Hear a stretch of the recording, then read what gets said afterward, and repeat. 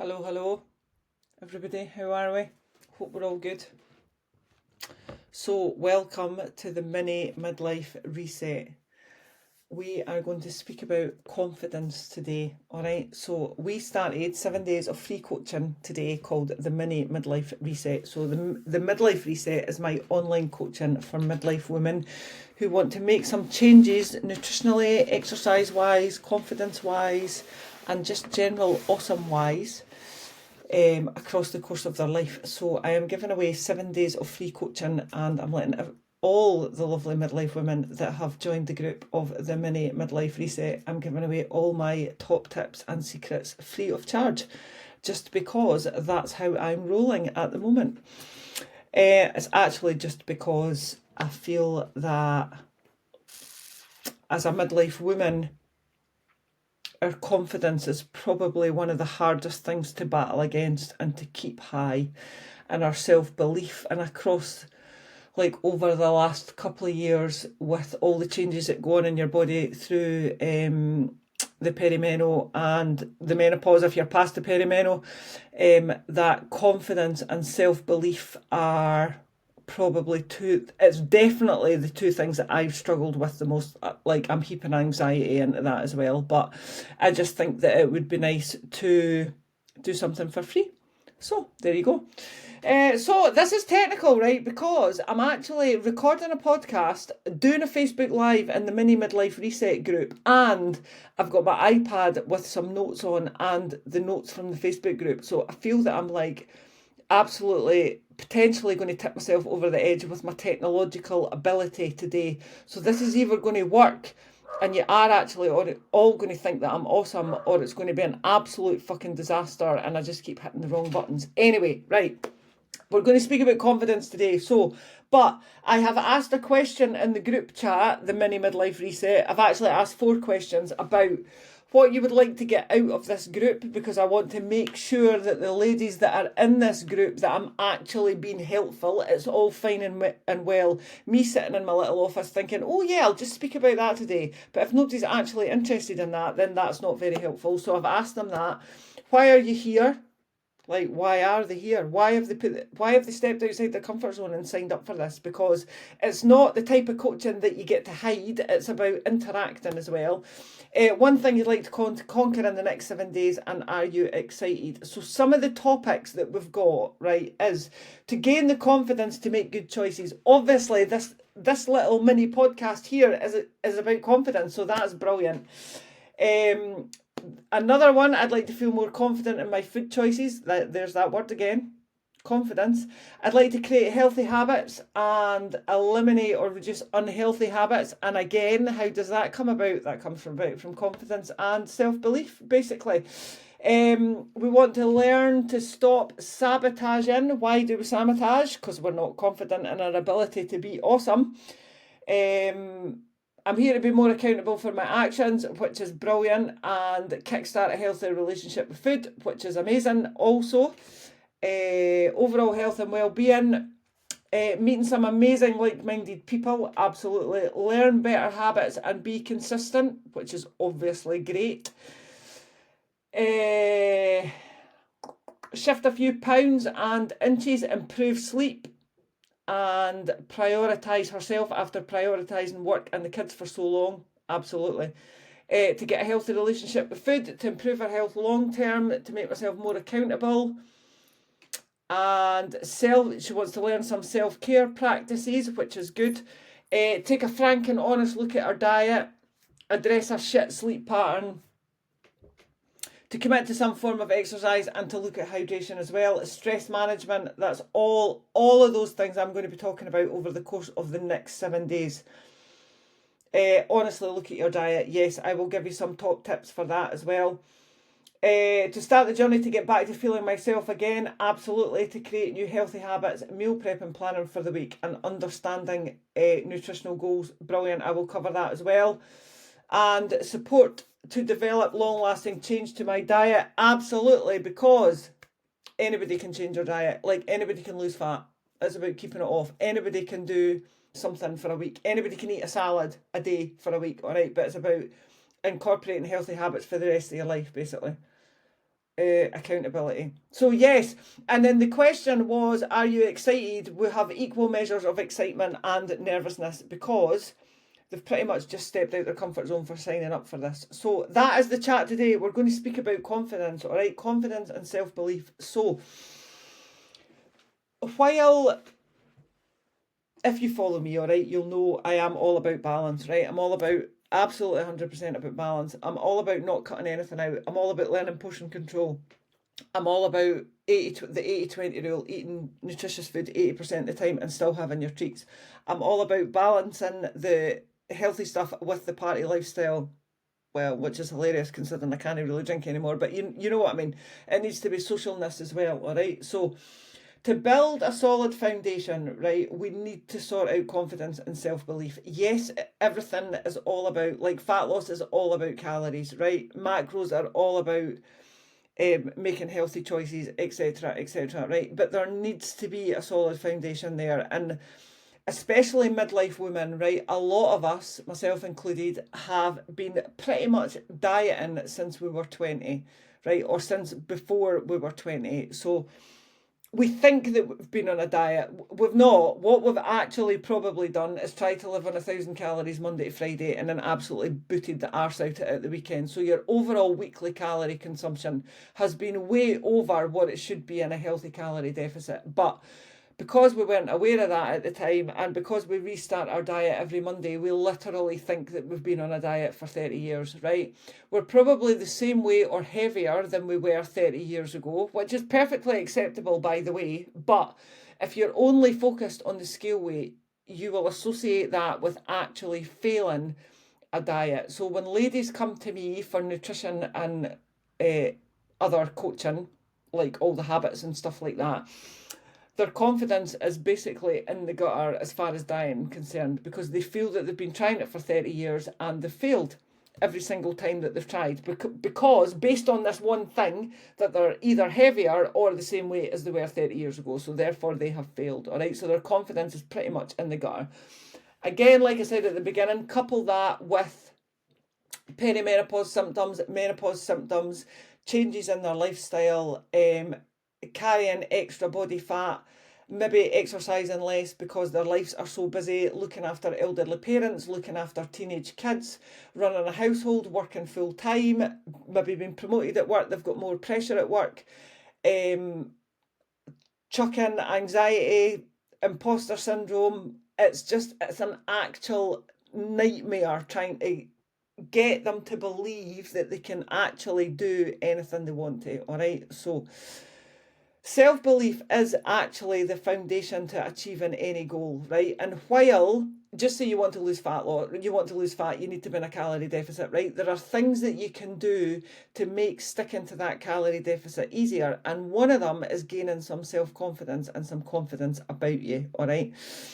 So there is a thing in our brain. I'm actually going to get a bit sciencey, right? Which is not like me, because I am very much about a gut feeling, but I know some of you like a wee bit of science, right? So our brain has a remarkable ability called neuroplasticity. It's a good word, eh? It makes me think of plasticine and brains. Anyway, neuroplasticity, right? Basically, what it can do is your brain can rewire itself based on your thoughts and experiences, right? So if you have consistently been trying to diet for 30 years and you think you have consistently failed at dieting for 30 years, your brain has rewired itself to believe that you are a failure. So what we need to start doing is thinking about nice positive things. Yeah, nice positive things, all right? We have to believe in our abilities, and we have to learn to park any failures that we think that we've had and just wipe the slate clean, pretty much. Yeah. Yeah, yeah. Your belief, you have to believe that you can succeed, because, and I'm not expecting you to say to yourself right now, oh my God, I want to lose 4 stone and do a 3,000 kilogram deadlift, therefore I will. We need to break it down, right? But you do need to believe that you can start the first step of that journey, right? Maybe you can lose 4 stone and do a 3,000 kilogram deadlift. I mean, that would be amazing. But you need to believe that you can start the first step to that. So breaking the steps down is quite important as well, all right? And if I sound like a right wanker here, because there's a bit of wank speak coming on, right? Like a growth mindset and blue sky thinking and all that malarkey, do you know? And it just makes me think that, thank fuck I don't have a proper job in an office. I would not be coping very well. Anyway, a growth mindset, right? Again, you need to believe that you can develop skills to get you to your goal. And yeah, it's just about self-confidence. And I understand why you're not confident, absolutely. But if you're going to continue down the route of just accepting the fact that you've got no confidence and just accepting the fact that you're like a miserable cow, then, do you know, we've got a problem there. You've got to believe that you can do it and that you can change. Yeah, growth mindset, my lovelies. All right, I'll try not to be such a wanker when I speak about it, all right?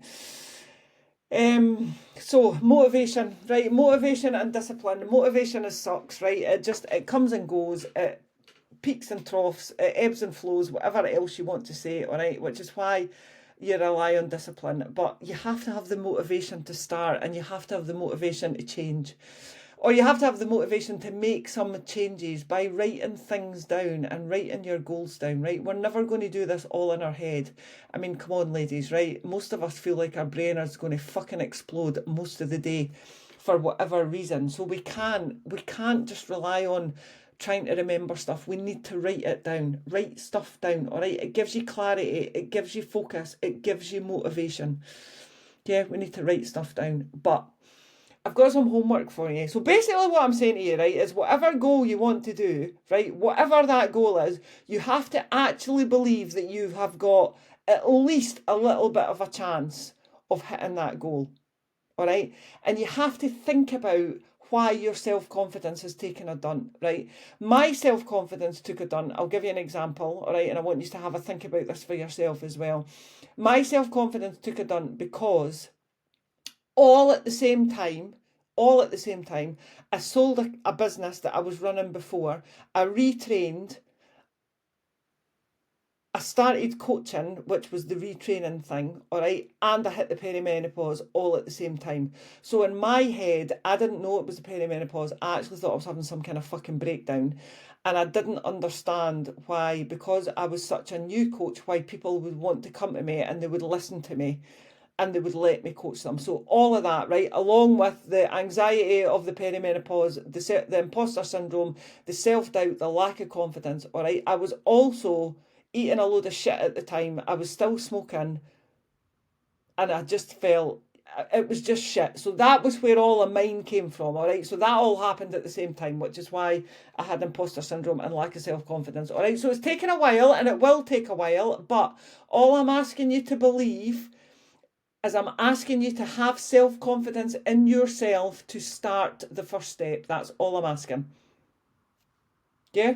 So, journaling. I am a massive believer in journaling. Again, never used to be. You used to think it was a pile of shite. You used to think it was all woo-woo, right? But a negative mind, if you have a negative mind or a negative attitude, you will struggle to see the positive in anything. So, journaling helps see the positives because you get a chance to reflect at the end of the day or the end of every second day or the beginning of the day.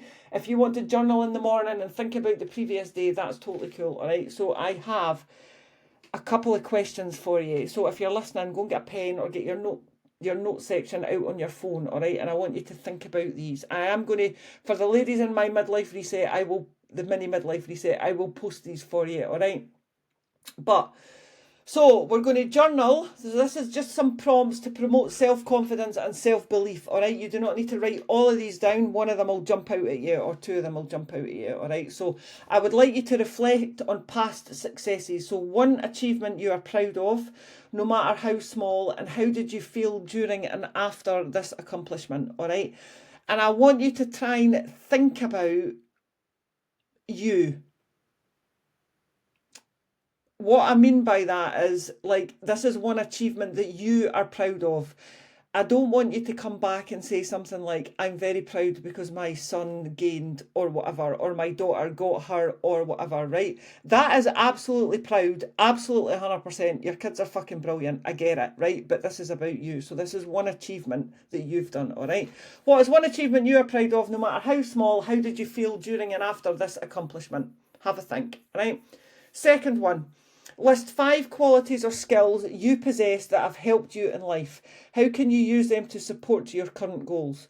So 5 skills or qualities that you possess. So determine whether it's a skill or a quality, right? Have you learned it? Like, is it a skill, like, I don't know, public speaking or something? Or is it a quality? Maybe you're a sympathetic kind of person. Maybe you've got empathy. Maybe you've just got a fucking awesome smile and that gets you through life. But have a think about it. All right.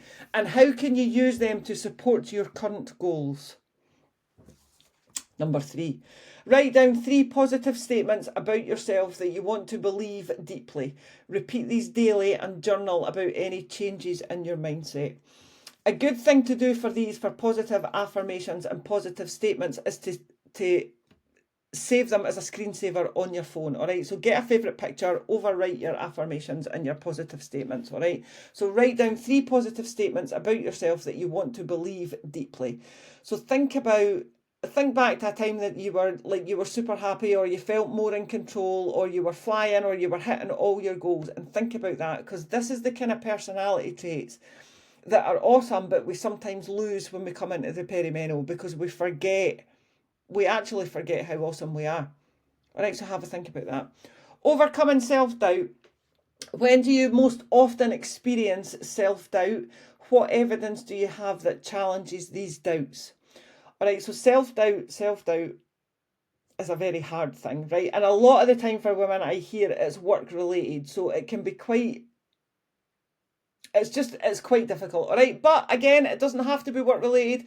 It could be self-doubt as a mum, it could be self-doubt as a friend, it could be self-doubt as a wife, just a role that you have in your life that you sometimes struggle with, all right? So when do you most often experience self-doubt? What evidence do you have that challenges these doubts, all right? Number 4, right? Number 5, I want you to visualise your success. We're going back into office wank speak, all right? This actually does work. Visualise your success, all right? Describe in detail how your life will look and feel once you have achieved your goal. What does your confident self do differently? So describe in detail how your life will look and feel once you have achieved your goal. Remember, your goal can be anything. It can be a strength goal, it can be a fat loss goal, it can be a confidence goal, it can be improve your relationship with food goal, it can be a work goal, a life goal, just a goal. It doesn't have to be connected to one thing, all right? So describe in detail how your life will look and feel once you have achieved your goal, and what does your confident self do differently? So you will do something differently than you would just now. Have a think, all right? Growth mindset practice. Think of a recent mistake or failure. We've all had mistakes. We've all had failures. It's parts of life. It's how we get better. It's just how we grow. It's how we become a better person.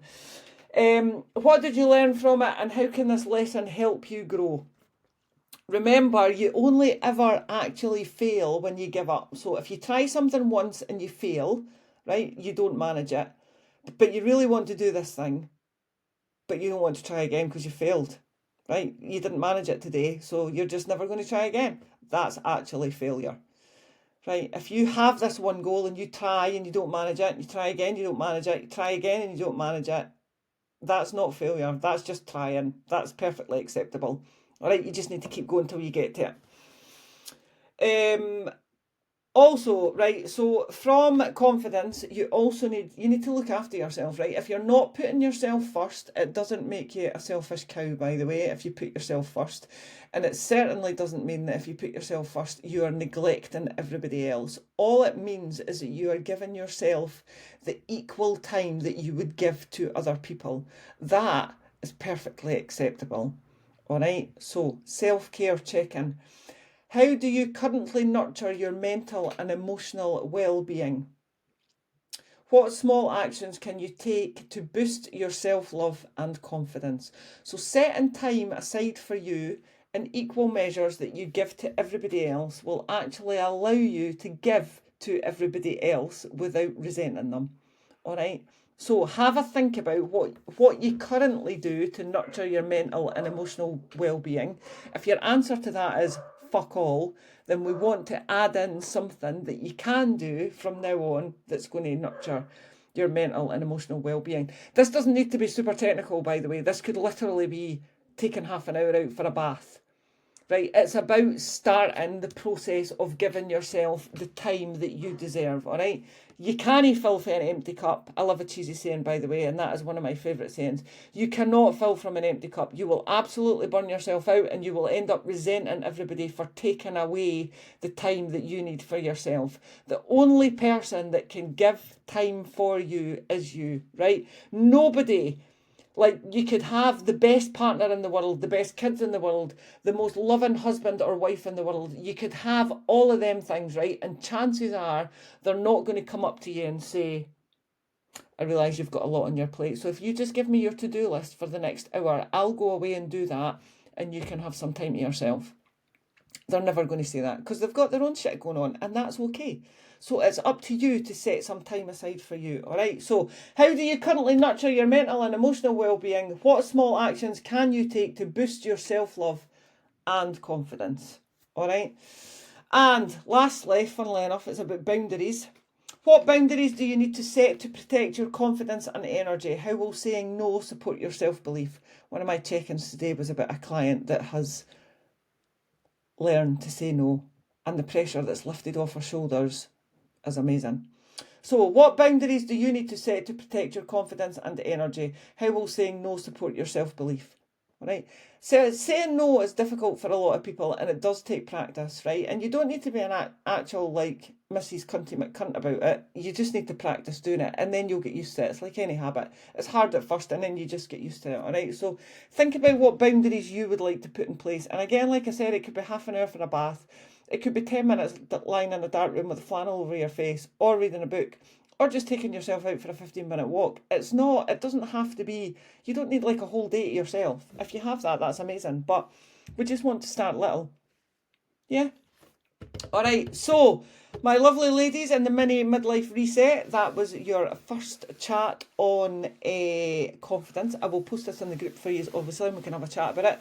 Podcasters, there will be a little mini series coming up for you as well about all the stuff that I'm chatting about in my group. Remember, my lovelies, as always, all right, my inbox is always open. If you've got any questions about midlife health, midlife nutrition, menopause, perimenopause, or you just need a rant, just find me on the socials and drop me a wee message, all right? I'm always around for a chat.